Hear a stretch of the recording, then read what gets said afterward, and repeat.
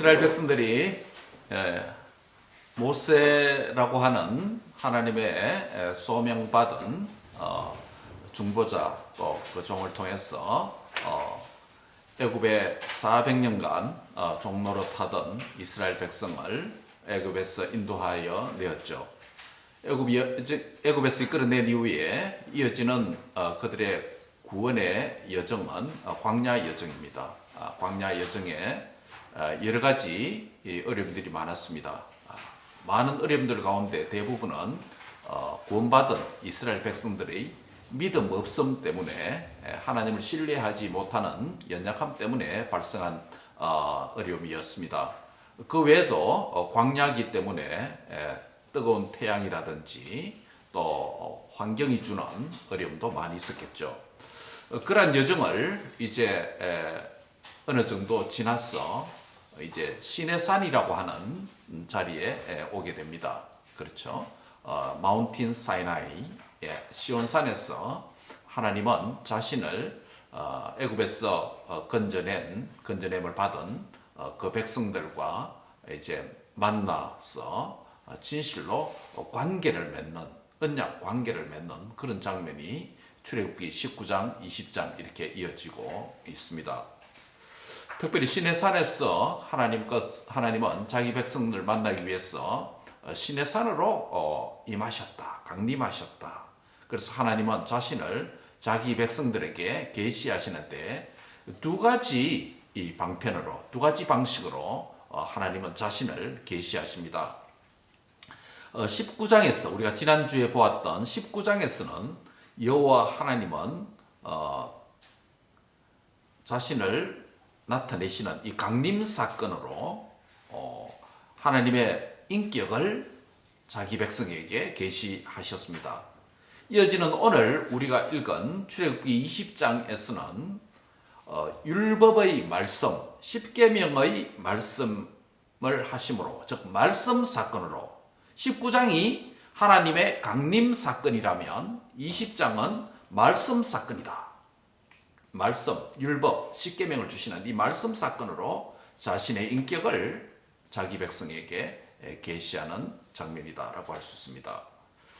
그래서 19장에서 하나님의 강림하심과 20장에서 십계명의 율법을 통한 말씀 계시는 서로 다른 것이 아니라 하나님의 한 인격의 계시의 서로 다른 측면이다라고 말할 수 있습니다. 그 자유주의 학자들은 19장과 20장 내용이 완전 다르다. 하나는 강림 사건이고 하나는 말씀 사건인데, 그래서 여러 가설들을 주장합니다. 이 19장과 20장이 다른 자료로부터 왔다, 다른 저자다, 뭐 이런 쓸데없는 소리들을 많이 하는데요. 그러나 19장의 하나님의 강림 사건과 20장의 말씀 사건은 둘 다 하나님 자신을 자기 백성들에게 나타내시고 보이시는 계시 사건이다. 이 계시 사건이 서로 다른 측면을 하나는 강림 사건으로 또 다른 하나는 말씀 사건으로 나타낸 사건이다라는 것입니다. 19장의 인격 계시와 20장의 말씀 계시는 한 사건의 서로 다른 부분이고 그렇게 이해되어야 된다라는 점을 다시 한번 강조합니다. 그래서 하나님은 지난주에 우리가 들었던 대로 다가갈 수 없는 영광에 둘러싸여 있지만은 하나님은 영광 가운데서 자신을 나타내시고 계시하셨다라는 것이죠. 그래서 이 두 가지 하나님의 계시는 하나님 자신에 대한 계시의 서로 다른 측면이다. 그래서 하나님은 자기 백성들에게 자신을 나타내시는 두 가지 모습이 출애굽기 19장과 20장을 걸쳐서 이렇게 말씀해 놨다라는 것입니다. 자, 그럼 오늘은 우리가 20장을 상당히 길게 읽었는데요. 시내산에 강림하신 하나님은 무엇 때문에 오셨는가? 무엇 때문에 강림하셨는가? 이 부분에 대해서 특별히 우리가 십계명이 앞에 있는 그 십계명 서론 본문 있죠. 20장 몇 절입니까? 1절입니까? 서론 말씀 중심으로 하나님께서 왜 강림하셨는가 라는 점을 우리가 상고함으로 은혜를 받고자 합니다. 여러분, 하나님은 나에게 언약 관계를 맺기 위해서 찾아오셨다라는 점입니다. 한번 같이 합니다. 하나님은 나에게 언약 관계를 맺기 위해 찾아오셨습니다. 여러분, 교회 다니다 보면 성경을 읽다 보면 또 경건서적 읽다 보면 언약 관계, 언약이란 말을 너무 많이 듣습니다. 그런데 이 언약 관계가 무엇이냐라고 딱 물으면 분명하게 대답하는 사람들이 우리 교우들은 잘 이해하고 있습니다만은 그리스도인들 가운데 언약 관계가 무엇인지 물으면 잘 클리어하게 대답 못하는 분들이 많이 있을 수 있습니다. 제가 한국에서 목회할 때 어느 주일 아침, 이제 아침에 주일학교를 시작하잖아요. 주일학교를 시작하기 전에 담당 교육자들과 교사들이 오기 전에 부모님이 일찍 오는 부모님들은 아이들 이제 데리고 일찍 오니까 아이들이 먼저 와서 기다리는 시간이 덜 됐기 때문에 아이들이 먼저 와서 기다리는 그런 가운데 있었습니다. 제가 가만히 목양실에서 보니까 아이들 소리가 들리기에 밖에 나가서 교회당 근처 가서 아이들을 만났습니다. 그래서 중학생 4명이 너무 일찍 와서 뭐 하나 보니까 이 핸드폰, 셀폰으로 게임을 열심히 하고 있었습니다. 그래서 제가 아이들을 제가 목양실로 불러서 초대해서 잠시 교제를 나누었습니다. 그래서 목사 뭐 할 말이 뭐가 있겠습니까? 그 중등부 아이들 4명을 제 방에 불러서 예수님이 누구신지 그리고 예수님과 너희들은 무슨 관계가 있는지 한번 말해볼래? 라고 하니까 그 중에 한 중2 김서희라는 여학생이 어떻게 대답했냐면 저는 예수님과 밀접한 관계입니다. 라고 이렇게 표현을 했습니다. 매우 흥미로운 대답이죠. 그래서 다시 질문했습니다. 예수님은 2000년 전의 인물이고 그리고 우리 한국 땅이 아니고 팔레스틴 지역에 지금은 이스라엘 땅에 사셨는데 그 예수님과 너와 어떻게 밀접한 관계가 있느냐? 넌 예수님은 못 봤는데 어떻게 밀접한 관계가 있느냐? 라고 물으니까 대답을 못했습니다. 다른 아이들도 마찬가지입니다. 물론 좀 아는데도 희미하게 아는데도 잘 대답을 못했을 수도 있겠죠. 그럼에도 불구하고 저는 이제 그 예수님을 그들이 보지 못했고 만나지 못했고 다른 땅에 사셨던 2000년 전에 사셨던 그 예수님과 밀접한 관계가 있다는 건 아는데 그 관계가 현재적으로 너와 어떻게 밀접한 관계가 되어 있느냐라고 질문하면서 하나하나 복음을 풀어서 설명해 준 적이 있습니다. 오늘 본문에 나오는 하나님과 이스라엘 백성과의 이 사이는 그야말로 이제 그 중학생이 말했던 것처럼 밀접한 관계 안으로 들어옵니다. 밀접한 관계가 맺어집니다. 다른 말로 하면 그 밀접한 관계는 언약 관계죠. 하나님과 언약을 시내산에서 맺게 된다는 것입니다. 어느 정도 밀접한 관계일까요? 출애굽기 19장은 언약 관계를 맺기 위해서 서론에서 말씀드린 대로 하나님 자신께서 하늘에서 땅 위에 그리고 특별히 시내산에 강림하셨습니다. 예, 강림하셨습니다. 자신의 백성과 만나서 밀접한 언약 관계를 맺기 위해서 일부러 하나님께서 시내산으로 강림하셨습니다. 이어진 20장 오늘 본문에서는 이제 자기 백성과 밀접한 관계를 맺기 위해서 십계명이라고 하는 율법의 말씀 사건을 통해서 자기 백성들에게 찾아오셨습니다. 십계명 서문 20장 2절이죠. 22절 다 같이 한번 읽어볼까요? 시작. 나는 너를 애굽 땅 종되었던 집에서 인도하여 낸 내 하나님 여호와이다. 예, 나가 누구죠? 하나님입니다. 너는 누구죠? 이스라엘 백성이죠. 나는 너를 너 집단적으로 말한 거죠. 나는 너를 애굽 땅, 그 애굽 땅에서 뭐 했습니까? 이스라엘 백성들이? 예, 종되었죠. 종되었던 그 바로 집에서, 바로 왕의 집에서, 바로 왕이 통치 아래서 애굽 땅 종되었던 집에서 하나님께서 이스라엘을 뭐 했다고요? 인도해냈다. 구원했다는 이 말이죠. 인도하여 낸 너의 하나님 누구다? 여호와니라 라고 말씀을 합니다. 이게 십계명의 서문이에요. 서문이에요. 주어하고 서술을 말하면 이렇게 됩니다. 나는 너의 하나님 여호와로라 이렇게 됩니다. 앞부분 생략하며 나는 너의 하나님 여호와다라고 하는 이 표현은 성경에서 매우 중요한 표현입니다.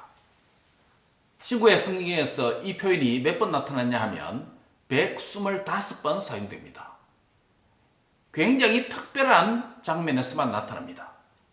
나는 너의 하나님이다 라고 하는 표현이요.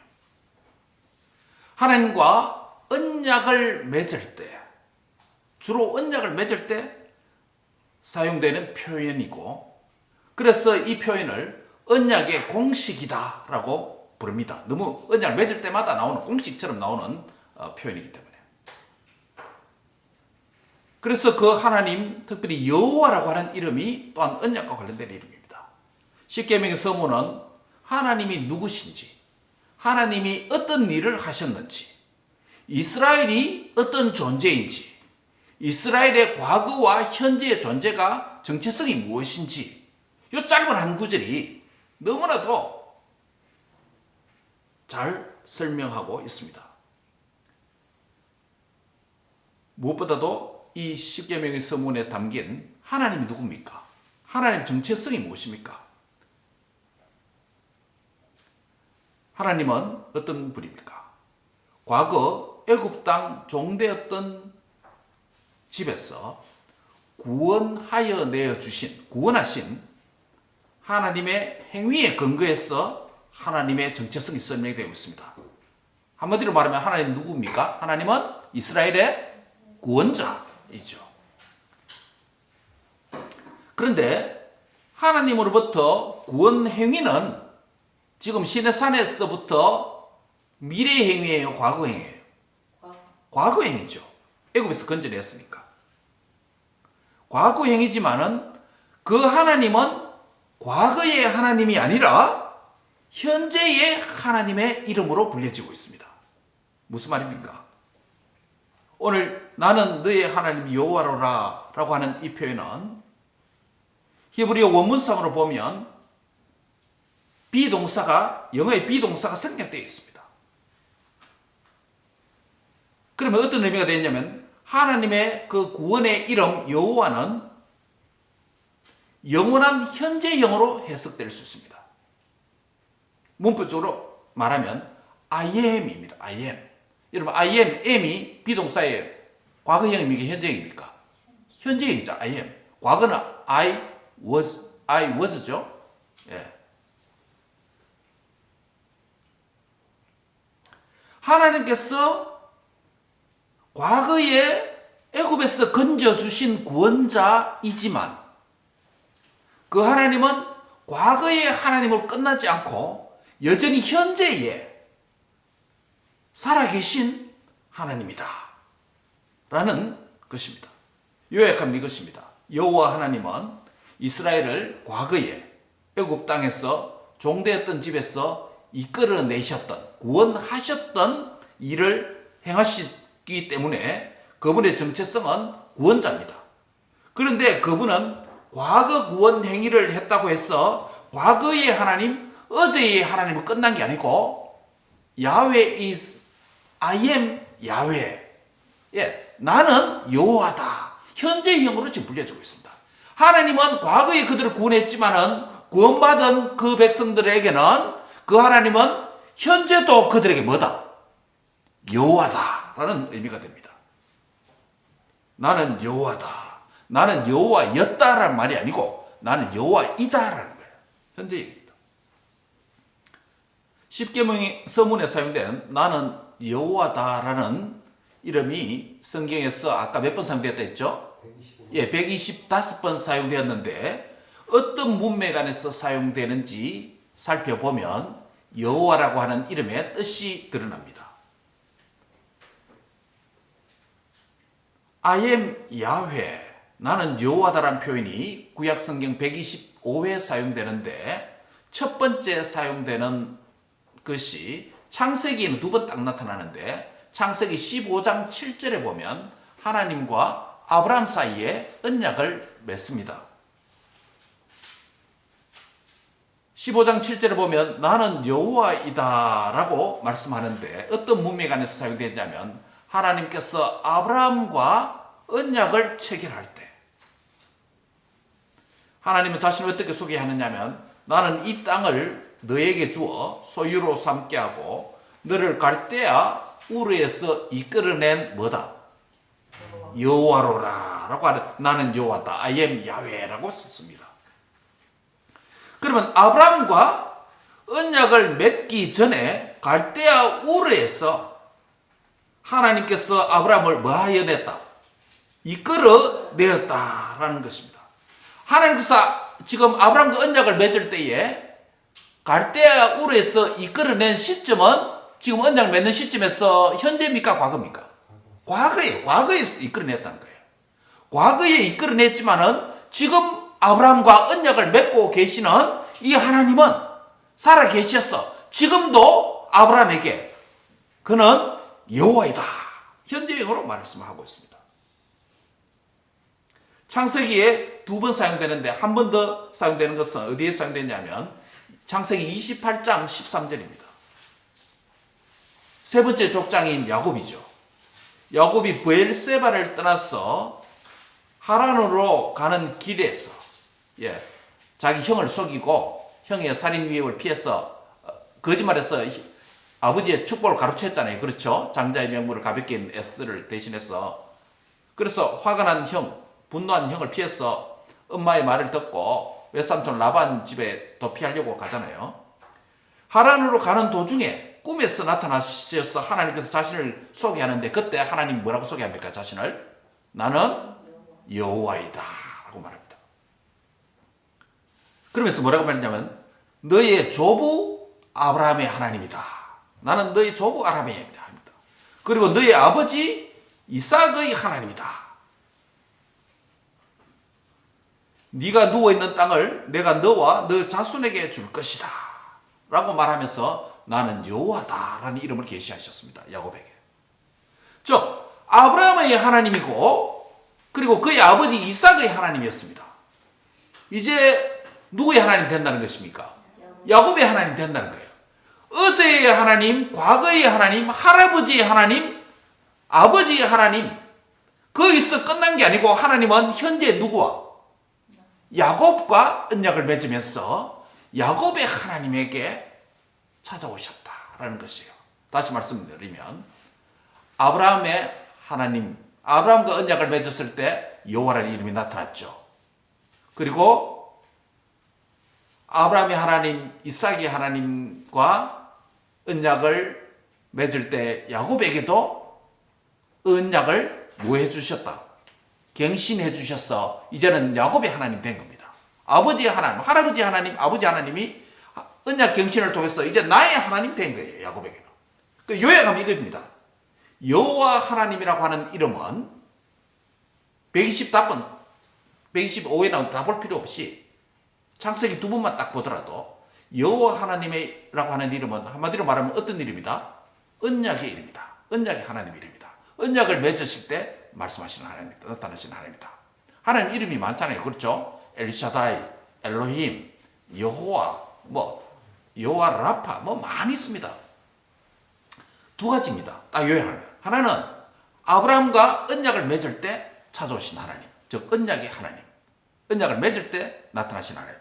그 다음 또 후손들에게 언약을 갱신할 때 찾아오신 하나님이 여호와라는 이름입니다.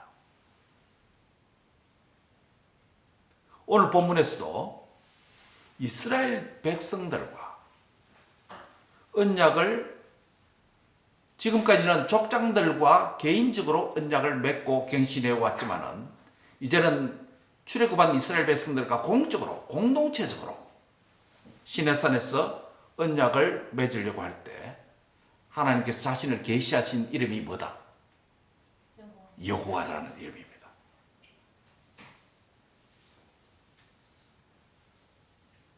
다시 한번 요약하면 하나님과 사람 앞에 언약을 맺을 때 여호와, 맺었던 언약을 갱신할 때 여호와라는 이름이 사용되었다는 것입니다. 이게 하나님의 정체성으로 오늘 본문에 등장하고 있습니다. 즉 하나님은 애굽에서 이스라엘 백성을 구원자 하나님이고 언약의 하나님으로 등장했다. 그럼 오늘 본문의 이스라엘의 정체성은 무엇입니까? 어디에 있어요? 애굽 땅 종되었던 집에서 과거의 정체성이 뭐라는 거예요? 애굽의 종, 노예였다는 것입니다. 현재의 정체성은 무엇입니까? 구원받은 자입니다. 구원받은 자입니다. 과거의 종의 신분에서 자유자가 되었다는 겁니다. 누가 했다는 것입니까? 여호와 하나님께서 구원해 주셨다는 것이죠. 이 두 가지 정체성이 하나님의 정체성과 이스라엘 백성의 정체성이 십계명의 서문에 담겨 있습니다. 사랑하는 성도 여러분, 우리도 전에 옛 이스라엘처럼 바로의 종로로 됐던 이스라엘처럼 우리는 죄와 사망과 사탄의 권세에서 아담 이래로 죄의 종로로 다는 정체성을 가진 신분을 가졌던 자였습니다. 이스라엘 백성들이 모세의 중보자를 세워서 하나님과 언약을 맺었던 것처럼 새 언약의 중보자가 되신 누구요?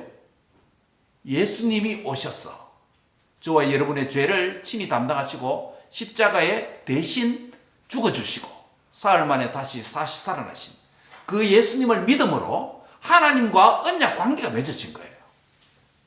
그래서 하나님은 우리에게 누구다? 구원자, 나의 하나님이 되고 나는 누구가 됩니까? 그분의 백성, 구원받은 자가 되는 것이죠. 그래서 언약 관계가 맺어졌다는 것입니다. 하나님과 우리도 밀접한 관계가 됐다는 것입니다. 그럼 언약 관계가 맺어지고 밀접한 관계가 되면 어떤 일이 일어나는 결과가 무엇인가? 하나님은 자기 백성을, 언약 백성을 책임집니다. 구원해 주셨을 뿐만 아니라 이 땅에서 남은 여생을 죽을 때까지 하나님께서 인도하시고 동행하시고 함께 하시고 언약 백성들은 그 하나님을 향하여서 예배하고 예수님의 이름으로 기도하고 성령의 인도를 받고 그리고 마지막 날에 새하늘과 새 땅에서 영원히 왕노릇하는 영생을 누리게 되는 것입니다. 이러한 현재의 복과 장래의 복이, 영원한 복이 다 무슨 관계 안에서 일어났다? 언약 관계 안에서 일어났다. 그래서 이 복을 뭐라고 부르냐면 성경은 언약의 복이다라고 부르는 것입니다. 왜요? 언약의 관계를 맺었고 언약 관계 안에서 주셨던 언약의 말씀을 따라서 이 말씀을 순종하면 너희가 이 복을 받고 이 말씀을 순종하지 아니하면 저주를 받는다. 그래서 그것을 언약의 복이다 부르고 이것을 언약의 저주라고 부르는 것입니다. 오늘 십계명에 보면 10가지 계명이 주어지는데 뭐뭐 하라, 뭐뭐 하지 말라라는 계명이 있습니다. 우리가 나중에 십계명 따로 강의하려고 하는데요. 오늘은 서론 부분이기 때문에 언약의 서론 중심으로 십계명 서문 중심으로 보려고 합니다. 여러분 뭐뭐 하라는 하지 말라는 명령 몇 개 있습니까? 십계명 안에서 십계명 안에서 뭐뭐 하라라는 명령이 몇 개요? 뭐뭐 하라고 하는 긍정적인 명령이 몇 개 있습니까? 2개죠. 그렇죠? 4계명과 5계명이 뭐뭐 하라는 긍정 명령입니다. 이 둘을 제외하고 나머지 8개의 계명은 모두가 뭐뭐 하지 말라라고 하는 금지를 명령하는 부정 명령입니다. 여러분 이 십계명의 이런 표현을 들을 때 첫인상이 이러면 어떠합니까? 뭐뭐 하라, 뭐뭐 하지 말라 이렇게 들을 때 솔직하게 첫 느낌이, 첫인상이 어떻습니까? 그야말로 우리가 율법적이죠. 율법이니까 율법적이십니다만 좀 사랑도 없는 좀 딱딱한 법같이 그렇게 들립니다. 그러나 이것은 아주 율법에 대한 잘못된 이해입니다. 오해입니다. 십계명이 어떠한 상황에서 주어졌는지 십계명의 서문을 잘 살펴보면 왜 이렇게 말했는지 알 수 있습니다. 2절에 뭐라고 말합니까? 나는 너를 어디에서? 애굽 땅 종되었던 집에서 인도하여 낸 너희 하나님 여호와라다 라고 말합니다. 즉 이스라엘 백성을 향한 하나님의 구원 행위가 구원받은 자로서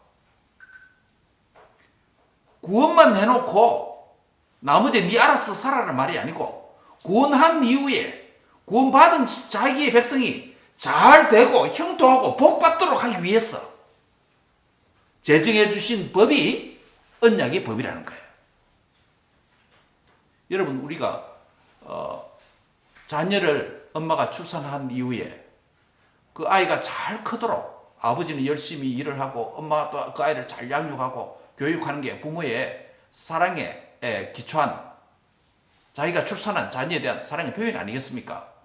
근데 요즘 여러분 그 뉴스에 보니까 출생은 했고 출생 신고는 돼 있는데 지금 학령기가 됐는데 학교 유치원 입학을 안 하는, 그래서 조사를 해보니까 지금 2,000명 정도가 사라진 거예요. 병원에서 태어났는데 2,000명 정도가 입학을 안 하니까 정부에서 전수조사를 하게 했습니다. 근데 지금 여러분 뉴스 듣죠? 보죠? 2,000명 가운데 아이가 죽었어. 한 집에는 두 명이 죽었어. 어디에요? 냉장고 안에. 아이가 냉장고 안에 보관되는 거예요. 냉동실에. 또 어떤 부부는 그 아이를 죽였어. 선산에 묻었고. 지금 난립니다, 한국이요. 매일 한 건씩 지금 나타납니다. 2,000건 전수조사니까. 왜 이럴까? 젊은 부부가 아이를 낳았어. 사랑스럽지 않나? 기영아라도 그렇지. 자기 몸으로 낳은 아이인데. 그 가운데는 미혼모도 있겠죠? 아이를 낳아서 기를 자신도 없고 아빠도 없고 어떻게 아이가 생긴지도 모르고 미혼모도 있을 수 있고, 어떤 부부는 산후 우울증이나 질병 때문에 또 정신적인 착란 때문에 그렇게 하는 수도 있겠죠. 이런 건이 지금 2,000건이에요. 2,000건. 발각된 것만 지금 전수하는 해보니까. 그 말도 하지 못한 그 아이를 살해했어. 그냥 시신을 냉장고에 보관합니다. 그 아이가 어땠냐니까 아답션 뭐랍니까 한국말로? 양육 보냈다, 입양 보냈다, 뭐 이렇게 핑계대고 조사해보니까 아니야. 지금 난립니다 한국이 지금.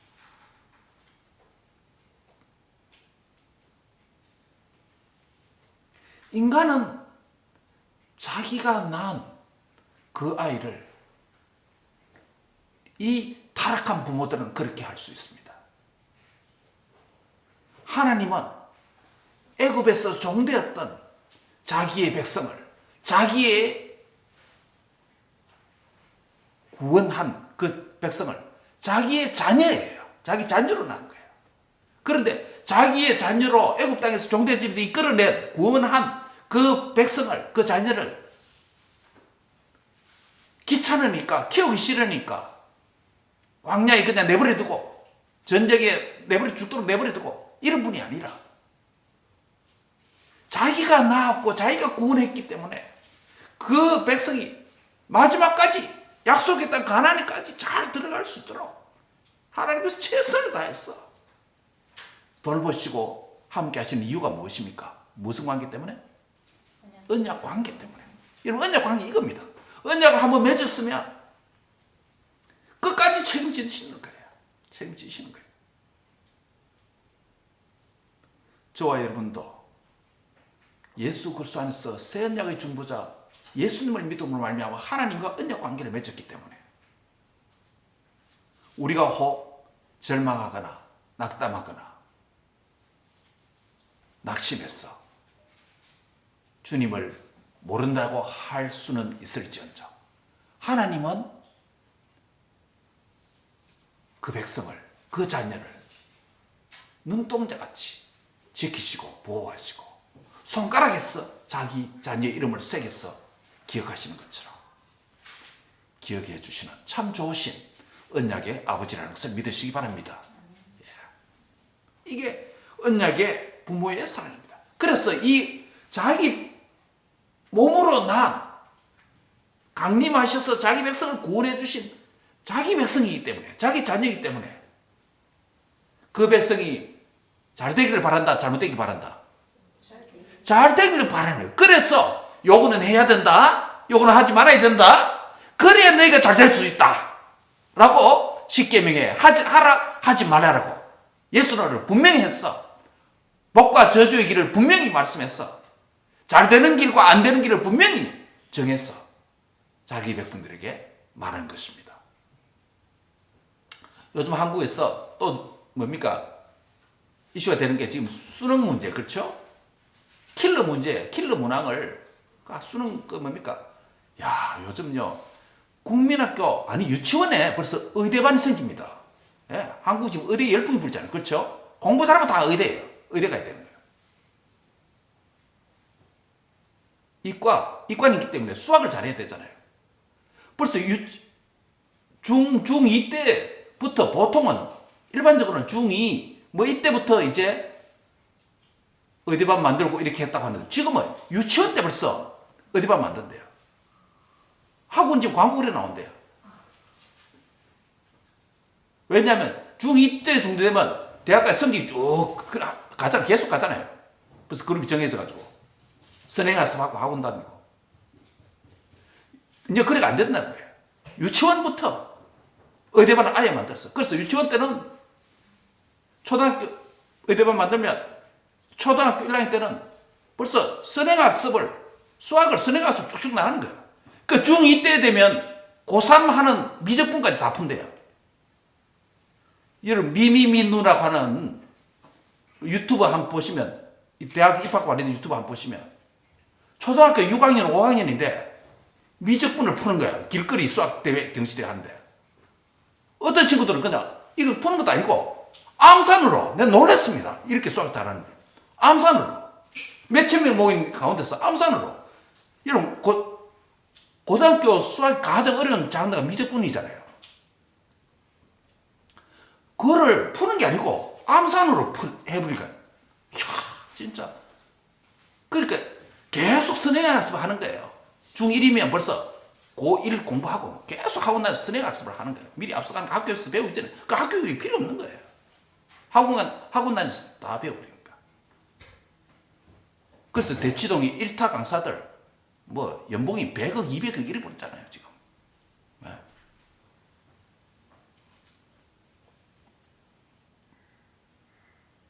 뭐하다 이루고 왔습니까? 예. 수능 공부하는 잘하는 사람과 잘 못하는 사람의 변별력 구분하기 위해서 킬러 문항을 낸다는 거 아니에요. 학교에서 안 배운 것, 그 킬러 문항입니다. 그래서 공부 잘하는 애들은 그거 학교에서 안 배웠더라도 벌써 음료에서 푸니까 그 변별력을, 그러면 동점자가 너무 많이 하고 고득점자가 너무 많기 때문에 그래 한다는 거예요. 그러나 수능은 애매하고 배우지 않는 문제가 출제되고 킬러 문항이 제출되고 몸푸는 학생이 있지만 하나님의 구원받은 언약의 백성은 다 잘되도록 하기 위해서 하나님께서 내가 반드시 이거 해야 된다, 하지 말아야 된다, 매우 클리어하게 킬러 문제가 있는 게 아니라 모두가 자기가 난 언약의 백성이기 때문에 형통하고 잘되고 복받기를 바라는 누구의 마음? 하나님 아버지의 마음, 부모의 마음, 자식을 대한 부모의 마음으로 십계명에서 뭐 하라 하지 말라라고 하는, 뭐 하라 하지 말라는 아기에게 하는 표현이잖아요. 그렇죠? 아기에게 하는 표현이에요. 왜냐하면 애굽에서 공부받았기 때문에 막 영적으로 유아기와 같은 그런 상태였습니다. 그런 어린 이스라엘 백성들에게 잘 되는 길, 형통하는 길, 복받는 길은 뭐고, 또 그렇지 못한 저주의 길, 잘못된 길은 무엇이고, 킬러 문항을 줘서 애매하게 복받지 못하도록 떨어지도록 하는 그런 마음이 아니라 모두가 하나님의 백성은 복과 형통과 잘 되기를 바라는 아버지 하나님의 마음으로, 언약의 아버지의 마음으로 말씀하신 계명이 뭐다? 십계명이라는 거예요. 그래서 구원받은 자에게 구원받기 위한 조건으로 너희가 이 법을 하라 해야 하지 마라, 이 법을 지키면 구원해 주는 게 아니고, 구원은 뭐다? 이미 과거의 행위예요. 이미 애굽에서 뭐 했다? 구원해 주시고 구원받은 자에게 무엇을 줬다? 시내산에서 십계명을 율법을 줬다는 거예요. 그러면 구원받기 위한 조건으로 법을 지키는 게 아니라 구원받았기 때문에 구원받은 백성이 잘 되도록 하기 위해서, 구원받은 자들이 천국 시민으로 잘 살도록 하기 위해서, 복받고 형통하도록 하기 위해서 주신 법이 뭐다? 십계명이고 율법이기 때문에 그 율법을 주신 하나님은 킬러 문항을 줘서 변별력을 줘서 떨어지도록 만들어 하는 마음이 아니라 우리 모두를 다 막기 위해서 잘 되고 형통하고 복받도록 하시는 아버지의 마음으로 말씀하시기 때문에 이것은 하라 하면 해야 되고 이것을 하지 말라 하면 하지 말아야 되는 것, 즉 말씀에 순종하는 삶을 살 때 언약의 복을 누릴 수 있도록 하셨다라는 것이에요. 이게 아버지 하나님의 자기 백성을 사랑이다. 십계명 영원한 도덕법이죠. 그렇죠? 구약 성도나 신약 성도인 우리 모두가 지켜야 되는 것이죠. 말씀을 맺습니다. 나는 너를 애굽 땅 종되었던 집에서 인도하여 낸 너희 하나님 여호와로다 라고 말씀합니다. 이 말씀 안에는 세 가지 내용이 들어있습니다. 첫째는 하나님의 정체성입니다. 하나님 누구인가? 하나님 누구죠? 하나님은 나의 구원자다. 나는 누굽니까? 죄로부터 구원받은 자다. 그럼 뭐 해야 되죠? 구원받은 백성으로서 언약의 말씀을 순종하고 믿고 그 말씀대로 살아갈 때 무엇을 받는다? 언약의 복을 누릴 수가 있다라는 것입니다. 그 언약의 복 중에 하나가 뭐냐면 오늘 베풀어 주시는 뭡니까? 주님 자신의 몸과 자신의 피를 의미하는 천국에서 누리는 그 잔치를 여기서 앞당겨서 땅에서 맛볼 수 있는 자리에 성찬을 받는 은혜를 주신 것입니다. 할렐루야. 아무에게 주신 것이 아니라는 거예요. 하나님과 언약 관계를 맺은 자, 이미 구원받은 자에게 하나님께서 구원받은 자의 복을 누리는 귀한 선물을 주셨는데 하늘에서 새하늘과 새 땅에서 새 어린 양의 혼인잔치에서 먹고 마시는 그 축제의 자리에서 에스카탈로지컬 뱅킷, 헤븐리 뱅킷을 이 땅에서 맛볼 수 있도록 성찬의 은혜를 오늘 우리에게 주셨습니다. 이 성찬과 말씀을 통해서 주님과 언약 관계를 이미 맺었던 언약 관계를 새롭게 갱신하는 복된 은혜가 있기를 주의 이름으로 축복합니다. 기도하겠습니다. 하나님 감사합니다. 예수 그리스도를 구주로 믿는 새 언약 안에서 하나님의 세굴라, 하나님의 보배로 만들어주심을 감사합니다. 이제는 하나님 주시는 이 말씀을 믿고 순종하는, 그래서 복된 삶을 살도록 축복해 주시옵소서. 하나님이 오늘도 주일 예배에 참석해서 하나님과 맺었던 그 언약을 다시금 갱신할 수 있는 복된 자리에 우리를 불러주심을 감사합니다. 이 언약 관계가 새롭게 갱신되고 이 언약 관계가 더욱 깊어져서 언약 백성으로서 억지로 지키는 법이 아니라 하나님을 사랑하는 마음으로, 하나님께서 사랑하심으로 우리에게 주셨던 이 말씀을 우리도 사랑하는 마음으로 넉넉히 순종하는 자 되게 하여 주옵소서. 감사하고 예수님의 이름으로 기도합니다. 아멘.